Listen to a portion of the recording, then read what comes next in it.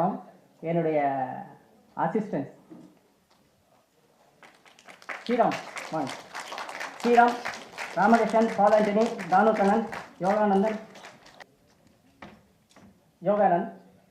இவர்கிட்ட என்ன ப்ளஸ் அப்படின்னா லாஜிக் மீறவே மாட்டார் சார். இந்த எப்படி சார் அவன் வந்து ஃபோன் வந்து அவங்ககிட்ட மாட்டிச்சுன்னா எப்படி சார் அவன் வந்து சிம் கார்டு கட்டிடலாம்னு சொல்லிட்டு எனக்கு ரொம்ப நேரம் ஷூட்டிங் போகிறதுக்கு முன்னாடி ஞாபகப்படுத்தி இப்படி லாஜிக்கில் நிறைஞ்ச ஒரு அசிஸ்டன்ட் டைரக்டர். இந்த மாதிரி லாஜிக் பார்க்குற அசிஸ்டன்ட் டைரக்டர் எல்லா டைரக்டருக்கும் வேணும்.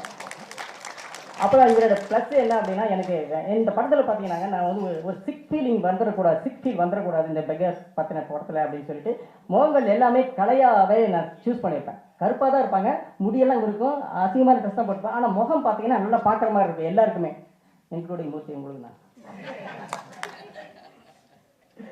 ஓகே, ஸோ இந்த கேரக்டர் இப்படி ஒரு ஆள் வேணும், எனக்கு டேஸ்ட் தெரிஞ்சு கரெக்டாக அந்த ஃப்ரேம் வச்சோம்னா ஓகேடா சூப்பராக. கடைசியில் ஒரு இந்த படத்தில் கடைசி ஷாட்டில் வந்து ஒரு எனக்கு வந்து லாஸ்ட் ஃப்ரேமு ஒரு பெக்கர் வேணும், ஆனால் மக்கள் முகம் சொல்லிக்கூடாது.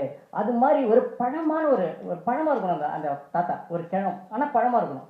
அதை பார்த்துட்டே சே என்ன அழகடா அந்த தாத்தா, அந்த கண்ணத்தில் ஒரு குழிக்காகவே நம்ம ஒரு கிஸ் பண்ணணும் அப்படிங்கிற மாதிரி ஒரு ஆள் வேணும் அப்படின்னு கரெக்டாக பிடிச்சிட்டு வந்தாருங்க லாஸ்ட் ஃப்ரேமுக்காக. கிரேட்.